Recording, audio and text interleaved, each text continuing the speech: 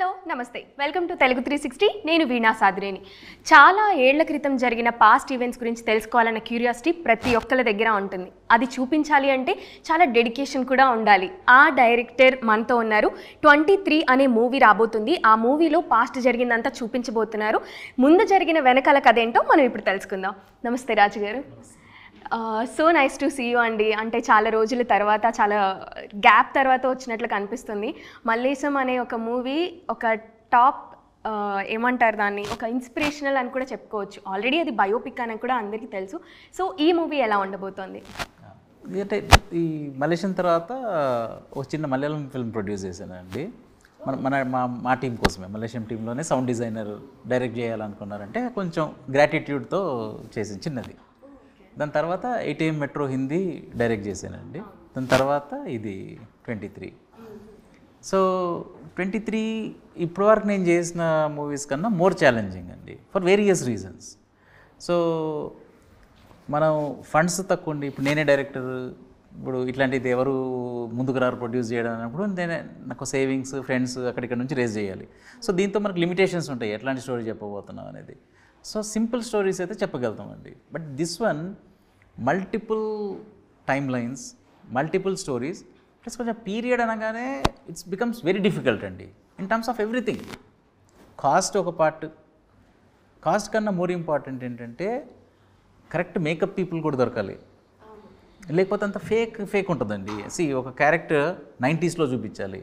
So మన costume set కావాలి, ఇది కావాలి, కెమెరా అన్నీ సెట్ కావాలి ఆ ఎన్వైర్న్మెంట్కి తీసుకెళ్ళడానికి. సో దాంతో మళ్ళీ కాంప్లెక్సిటీస్ ఉంటాయి. ఇప్పుడు ఎక్కడ తీసినా మన సెల్ ఫోన్ ఉంటుంది, ఇంకేదో ఉంటుంది, జీన్స్ వేసుకొని పక్కన నడుచుకుంటారు, మల్టిపుల్ ప్రాబ్లమ్స్ ఉంటాయి. సెకండ్, ఈ మూవీలో వీళ్ళు 20 years 18 years నుంచి ఒక 12 years జర్నీ చూపిస్తామండి. లాస్ట్ షాట్ అయితే 50 years, ఇక్కడ 48 years last shot. But even rest of the film is like 12 years చూపించాలి అంటే వీళ్ళ మేకప్ కానివ్వండి, అన్నీ కానివ్వండి, స్లోలీ గ్రాడ్యువల్గా ఇది కావాలి.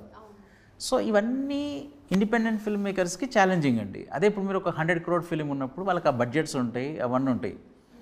సో మల్లేశం నేను తీసిన 5 films నేను రాసి ఆర్ ప్రొడ్యూస్ చేసింది. డైరెక్షన్ వైజ్ ఇది 3rd అండి. కానీ లాస్ట్ 4 films కన్నా ఇది చాలా challenging for so many people. Number of actors కాగానే వీళ్ళు స్కెడ్యూలింగ్ దగ్గర నుంచి మొదలు పెడితే అసలు వీళ్ళందరినీ ఒక ఫ్రేమ్లో తీసుకొచ్చి చెప్పడమే చాలా కష్టమైన పని అండి. ఎంతమంది యాక్టర్స్ పెరిగితే మీకు అంత కష్టమవుతూ ఉంటుంది సినిమా. సడన్గా ఒక స్కెడ్యూల్లో ఈవెన్ ఫేమస్ కాని వాళ్ళు కూడా ఇంకేదో చిన్నది ఉంటుంది, వాళ్ళు రారు, ఇంకేదో ఉంటుంది, ఇవన్నిటిని కోఆర్డినేట్ చేయడం ఒక ఛాలెంజ్ ఉంటుంది. సిక్ అయిపోతారు ఎవరైనా. సో ఇది అసలు ప్రాజెక్టులు అందుకనే 1 year 2 years కైనా అవ్వవు when the number of people increase. తర్వాత ఈ పీరియడ్ ప్రాబ్లమ్స్, తర్వాత ఈ ఏజ్, యాక్టర్స్ ఏజ్ అవ్వడం.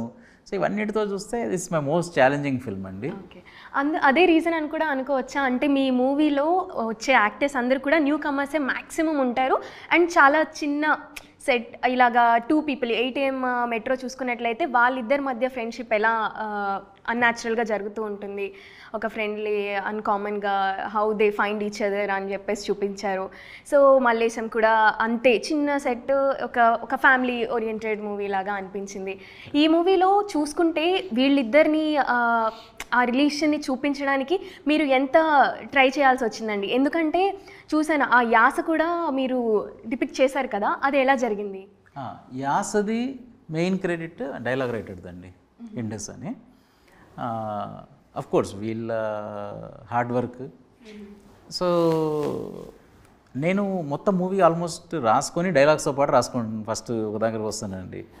బట్ ఈ మూవీకి ఏంటంటే అది నేను రాసుకున్న తర్వాత వెంకట్ అన్న ఫ్రెండ్, ఈ మన డైలాగ్ రైటర్, వీళ్ళందరూ కలిపి దీన్ని ఇంక్రీజ్ చేస్తారు. బట్ నా ఫిల్మ్ అంటే వీళ్ళు కోర్ టీమ్ కాకుండా ఇంకా కొంతమంది కన్సల్టెంట్స్ ఉంటారు, మళ్ళీ మ్యూజిక్ డైరెక్టర్, ఎడిటర్, వీళ్ళందరి ఇన్పుట్స్ వస్తాయి. చాలా యూనిక్ ఉంటుంది నా story writing process. And that's why వీళ్ళందరి ఇన్పుట్స్ ఒక నైస్ ఇది అవుతుందండి. బట్ దీంట్లో గుంటూరు నుంచి ఉన్నా కూడా ఇంకా గుంటూరులో వేరే ఒక పర్టికులర్ యాస అండి. సో కొంచెం అలవాట్లేదు.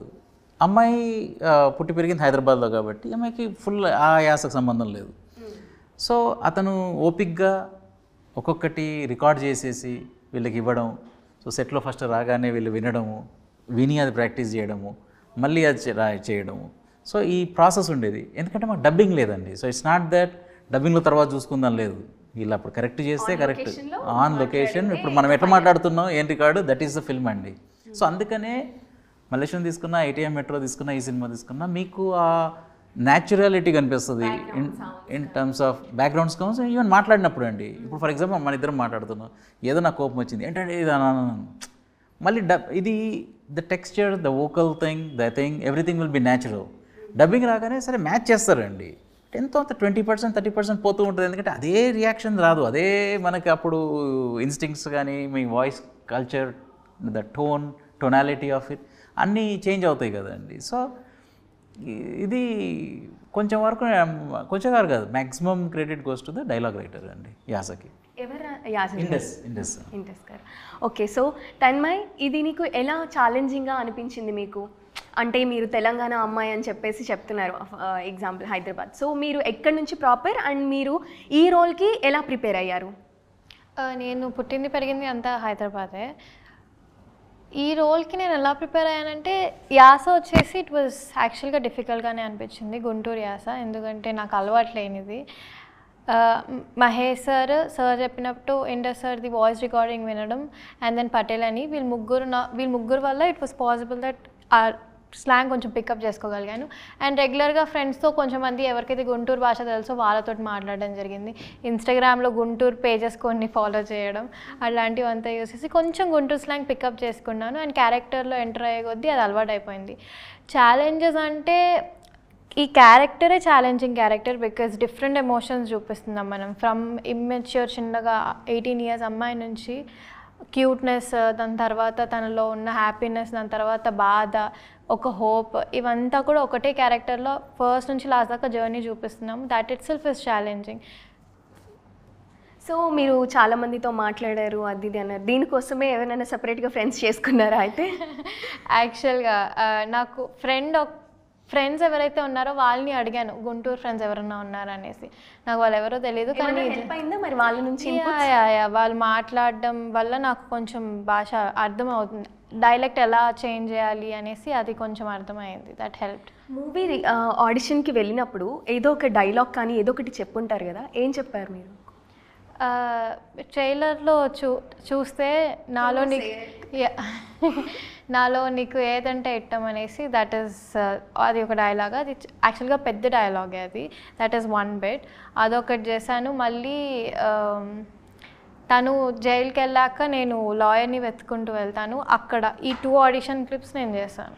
ఓకే, ఆ ఆడిషన్లో ఏదైతే యూజ్ చేస్తారో ఒకసారి చెప్పచ్చు కదా? తెలంగాణ అమ్మాయి ఆంధ్ర మాట్లాడుతుంటే వినాలని ఉంటుంది కదా. ట్రైలర్లో ఉన్నది యాక్చువల్గా మేము వీళ్ళు సేమ్ చెప్పు. నాలో నీకు ఏదంటే ఇష్టం?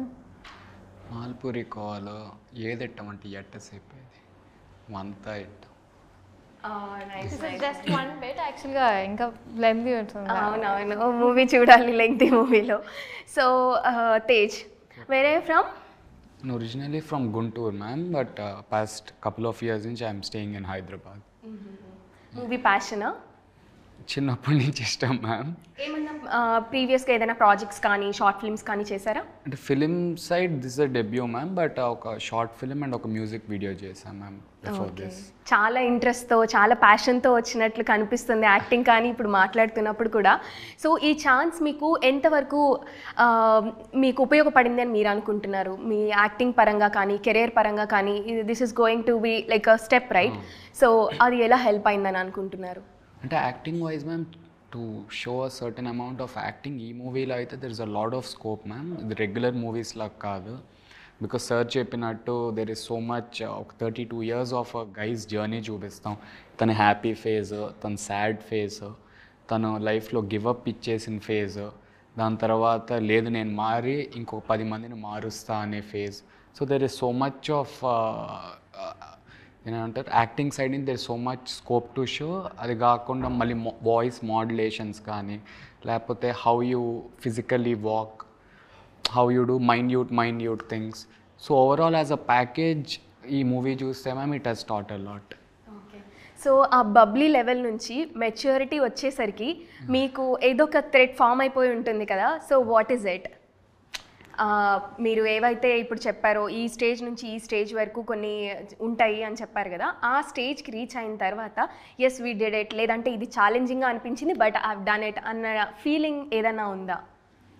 Ma'am bubbly phase was more of ఇప్పుడు ప్రెజెంట్ మేము ఎలా ఉంటాము, because it's just 6-7 years age gap. But వెళ్ళే కొందికి చేసే కొందికి మ్యామ్ దేర్ వాజ్ కొంచెం సైకాటిక్ బిట్ ఉంటుంది మ్యామ్. అది చేశాక ఓకే ఇన్ని ఇయర్స్ నుంచి ట్రై చేస్తున్నాం, I done what I wanted to do అని ఆ ఒక్క పోర్షన్ దగ్గర I felt very good ma'am. ఒక ఐసోలేటెడ్ సీన్ ఉంటుంది మూవీలో. Like I was very happy with my this thing performance. Great. We'll witness it soon. I mean, that's very interesting that he did, Andy, because there's a lot of psychology involved in it. So if a person is locked into a very small room where there's no sunlight, and after 1 month or something, they first lose the sense of day and night. So కంటిన్యూస్గా ఒకటే light ఉన్నప్పుడు first 1-2 days మీకు తెలుస్తుంది ఇప్పుడు morning అయింది night అయింది అని clock చెప్తుంది. బట్ 2-3 days తర్వాత you lose like what's day what night. ఎందుకంటే అంత సేమ్ లైట్లో ఇప్పుడు ఇదే రూమ్ అనుకుందాం, ఎక్కడో ఒక దగ్గర లైట్ ఉంది and we're inside a very small ఇంతే space. So morning light 2-3 days తర్వాత దే లూజ్ దాట్. తర్వాత డేస్ కొంచెం వరకు గుర్తుంది, మేబీ 3 days అయిందేమో వచ్చి then after 13-14 days they will get mixed up of ఎన్ని డేస్ అయింది. Then a lot of phobias fit in and it becomes so difficult mentally. So I'd agree that's one of the most challenging scenes that he pulled it off nicely. Oh, nice. So when it comes to posters, నేను ఒకటి గమనించాను, అది మీ బిలీవో లేదంటే కోట్ని అలా use చేసుకున్నారో అది మీరు నాకు చెప్పాలి. All are equal but some are more equal అంటే అది మీరు బిలీవ్ చేస్తారా లేదంటే ఏంటి? ఎందుకంటే సేమ్ పోస్టర్లో తెలుగులో మన సమాజంలో చట్టం అందరికీ సమానంగా వర్తిస్తుందా అని చెప్పి క్వశ్చన్ మార్క్.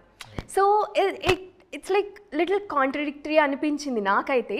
మీ వర్షన్లో మీరేమనుకొని అది పెట్టడం జరిగింది అండ్ ఈ క్వశ్చన్ చేయడం జరిగింది? ఒరిజినల్గా ఆ నావల్లో ఉన్న కాంటెక్స్ట్ స్లైట్లీ డిఫరెంట్ అండి. But what I wanted to say was according to constitution మనందరం సేమ్ కదండి. కాన్స్టిట్యూషన్ సేమ్ మనందరికీ, laws same, but same crime అనుకుందాం. మన మూవీలో లాగే 91లో ఒకరు ఇంటెన్షనల్గా చంపుదామని చంపారు. 93లో బస్ బర్నింగ్ జరిగింది, దొంగతనం చేద్దాం అనుకున్నారు, యాక్సిడెంట్తో బయటపడ్డారు. 23 మందిని చంపేశారు. తర్వాత జూబ్లీ హిల్స్లో బాంబ్ బ్లాస్ట్లో 26 మంది చనిపోయారు. కానీ ఆ థర్డ్ కేసులో ఇంటెంట్ ఉంది చంపడానికి, సెకండ్ దాంట్లో లేదు. కానీ ఫస్ట్ ఇంకా థర్డ్ వాళ్ళు ఎక్కువ శిక్ష పడాలి, వాళ్ళు బయటికి వెళ్ళిపోయారు. సెకండ్ దాంట్లో వీళ్ళకన్నా కొంచెం తక్కువ పడాలి, ఎందుకంటే ఇంటెంట్ లేదు కాబట్టి. పడాలి శిక్ష, అనుభవించాలి వాళ్ళు, కానీ వీళ్ళకన్నా కొంచెం తక్కువ. కానీ వీళ్ళు 32 years నుంచి లోపల ఉన్నారు. సో కాన్స్టిట్యూషన్ ప్రకారంగా all these 3 people are equal, laws ప్రకారంగా all these 3 people are equal. కానీ ఫస్ట్ సినారియో ఇంకా థర్డ్ సినారియో వాళ్ళు they are more equal, they are more privileged. Technically on paper they are supposed to be equal, but they are more equal. Okay. So ఇది present టైంకి కూడా వర్తిస్తుంది అని అంటారా? 100% అండి. ఏ విషయంలో మీకు బాగా అలా అనిపించింది? ఇప్పుడు అంటే ఒక గవర్నమెంట్ గురించి అనట్లేదండి. All the governments are misusing law, both at the central, state, police, everyone is misusing it. So స్లోగా మనం డెమోక్రసీ నుంచి రాజుల స్టైల్లోకి వెళ్తున్నాం. వీడు వినట్లేదన్నమాట, ఈ లోపలికి వేసేయండి. That's not what fundamental rights are. Fundamental rights are అది మన కాన్స్టిట్యూషన్ ఇచ్చిన హక్కులు కొన్ని, సమానంగా వాడుకునే హక్కులు. సో ఇప్పుడు మీరు ఇంటర్వ్యూవర్గా మీరు ఏదో అడిగారు, ఓకే, మీకు ఎవ్రీ క్వశ్చన్ని అడిగే మీకు స్వతంత్రం ఉంది. ఈవెన్ బయట ఎవరిని తిట్టేసా ఉంటుంది, గవర్నమెంట్ని తిట్టేది ఉంది, ఎవ్రీథింగ్ అది ఉంది. ఆ ఫ్రీడమ్ ఆఫ్ స్పీచ్ ఇచ్చింది కాన్స్టిట్యూషన్. బట్ సపోజ్ ఇప్పుడు మీరు కరెంట్ గవర్నమెంట్ అంటే అన్ని గవర్నమెంట్, నేను మళ్ళీ స్పెసిఫిక్ పార్టీ వీళ్ళు అనట్లేదు. Like even someone questions it, వీడి మీద ఒక 10 కేసులు వేసేద్దాంలే అని పోలీసులు మెషినరీ వాడి వేసేసినప్పుడు, then where is the constitution basic right ఎక్కడ ఉంది? Freedom of speech. So okay, వీడు నన్ను చేసాడా, వీడికి వేరే ఎక్కడి నుంచి వేసేయండి ఆ కేసులు. సో ఒక గవర్నమెంట్ చేసింది, సరే అట్లీస్ట్ నెక్స్ట్ గవర్నమెంట్ వచ్చిన తర్వాత వాళ్ళు చేసారు, మనం చేయొద్దని చేయట్లేదు. Then they are doing the same thing. Now what is changing? Nothing.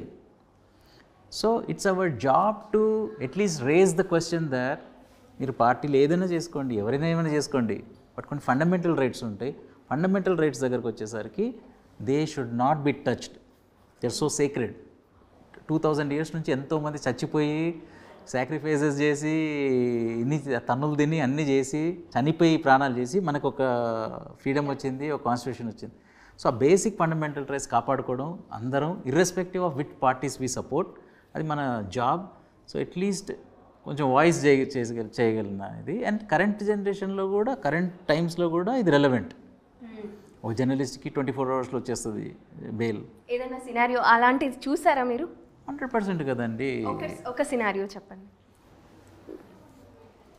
అంటే పొలిటికల్గా ఇప్పుడు గొడవ వద్దో తెలియదు నాకు. It's your opinion, it's your freedom of speech. సరే, ఇది కొంచెం కాంట్రవర్షియల్ కావచ్చు, బట్ ఇప్పుడు అర్నబ్ గోస్వామి అరెస్ట్ చేశారండి. అరెస్ట్ చేయడం అక్కడ రాంగ్ అది, ఎందుకంటే అది పొలిటికలీ మోటివేటెడ్. కాకపోతే సెంట్రల్లో అతనికి ఇది ఉంది కాబట్టి డైరెక్ట్ సుప్రీంకోర్టుకి వెళ్ళింది case. And then they said వదిలేసేయండి తనని, 21st లో బయటకు వచ్చాడు. But if a common man goes to supreme court, నన్ను ఈ స్టేట్ గవర్నమెంట్ తప్పు చేశారు అని వెళ్తే సుప్రీంకోర్టు వెళ్తే first go to the lower court, why you have come to me అన్నట్టు.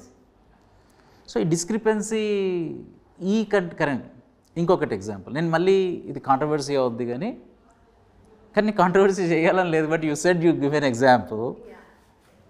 అల్లు అర్జున్కి మొన్న కేసు అయినప్పుడు he should get a bail, నేనేమనట్లేదు. But a powerful lawyer came, direct హైకోర్టులో చేశాడు. And then he got the bail in few hours and they still intentionally put him or whatever, and next day he was out.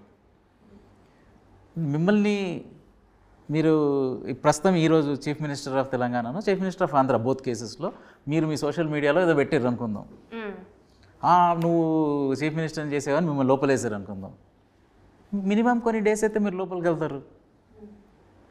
అసలు మీరు first లాయర్ని పట్టుకోవాలి, మీ వచ్చే జీతంకి ఇంత ఉంటుంది, doctor వాళ్ళ పెద్ద లాయర్ అయితే ఇంత అవుతుంది.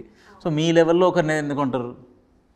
అతనికి వచ్చి రాని నాలెడ్జ్లో మళ్ళీ నేను నెక్స్ట్ పిటిషన్ వేస్తా, హాలిడేస్, కోర్ట్ హాలిడేస్, అది లేదంట, జడ్జి లేరంట, సమ్మర్ హాలిడేస్ అంటే ఏదైనా ఉంటుందేమో అది.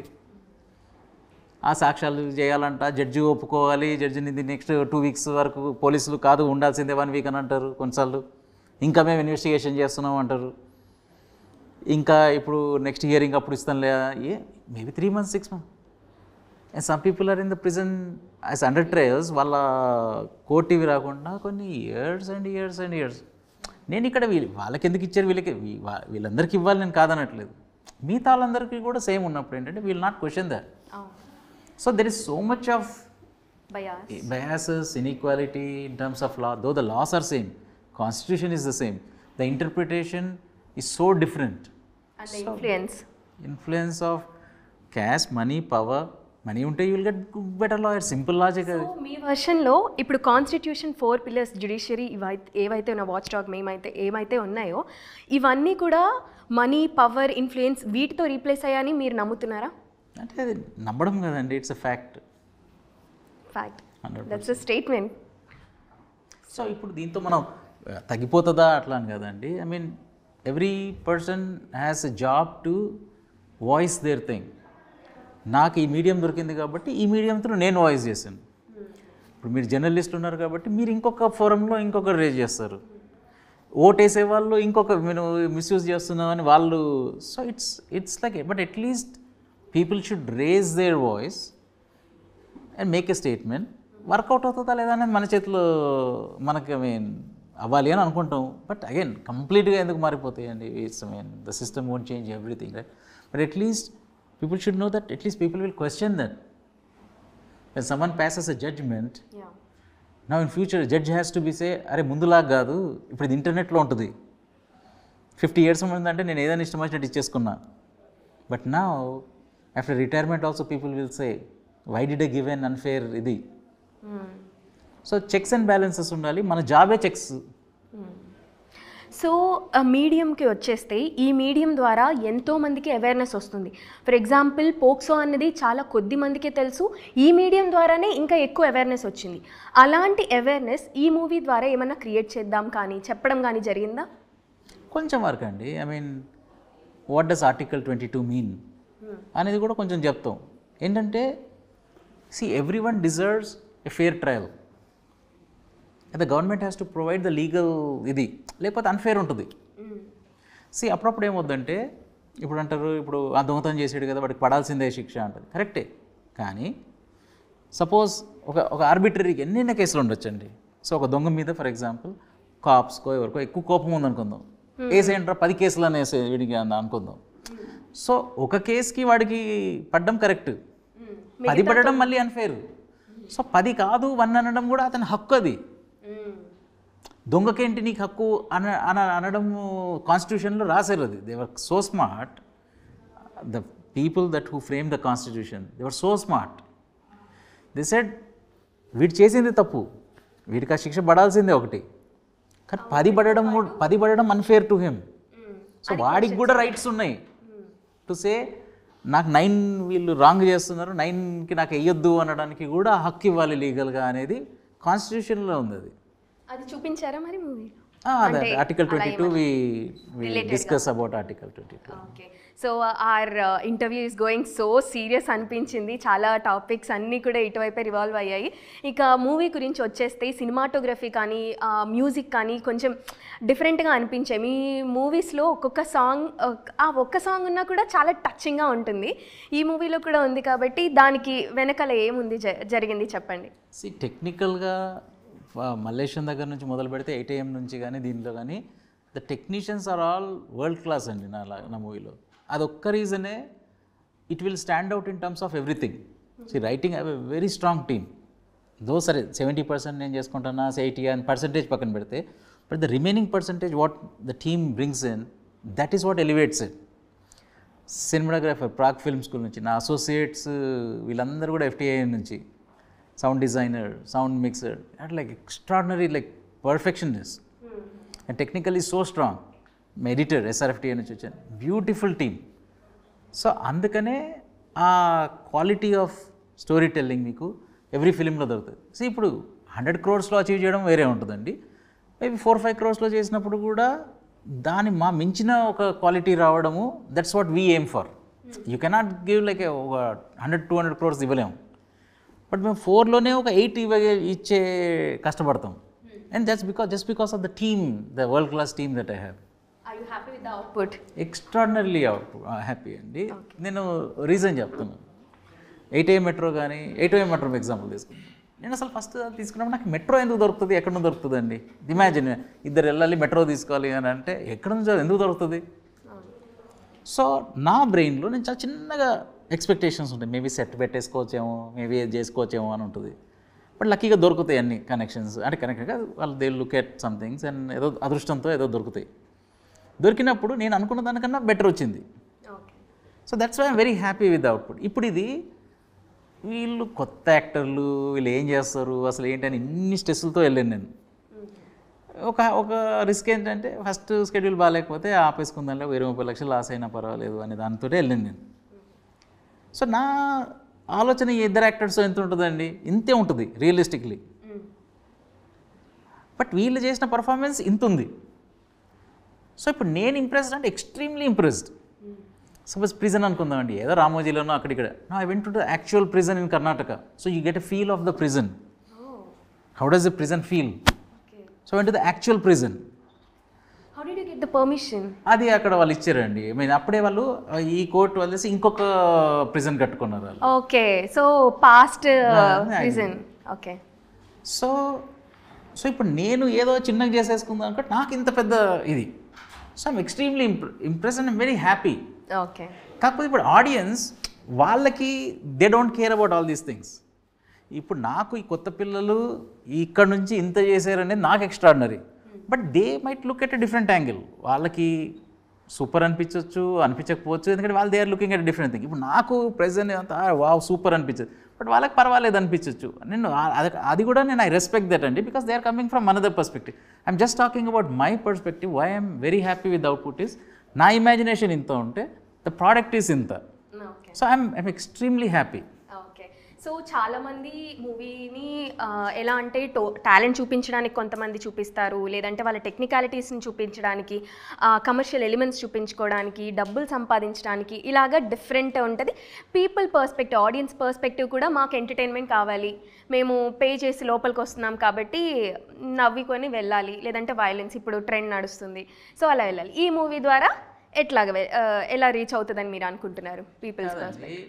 మీరు అన్న point correct, which is majority of the people. If you look at it in Hyderabad యాంగిల్లో చూస్తే మెజారిటీకి బిర్యానీ ఇష్టం ఉంటుందండి. But that doesn't mean every one will eat biryani every day. They will say నేను హెల్తీగా మిల్లెట్స్ తింటాను, ఒకరు తింటారు, ఓట్స్ తింటారు, కీన్వా తింటారు, ఇంకేదో తింటారు. ఆర్ సింపుల్గా నాకు దాల్ రైస్ చాలు ఈరోజు, పెరుగు చాలు, like or else they might go back to the sum simpler these things. So ఈ మూవీ కూడా మనకి ఐ లుక్ ఎట్ మోర్, కొంతమందికి ఏంటంటే మీరు అన్నట్టు మాస్ కావాలి అన్నట్టు, lot of people want engaging. So ఇప్పుడు 2 hours ఎంగేజ్ అయ్యారు అనుకో ఈ characters, that is entertainment for them.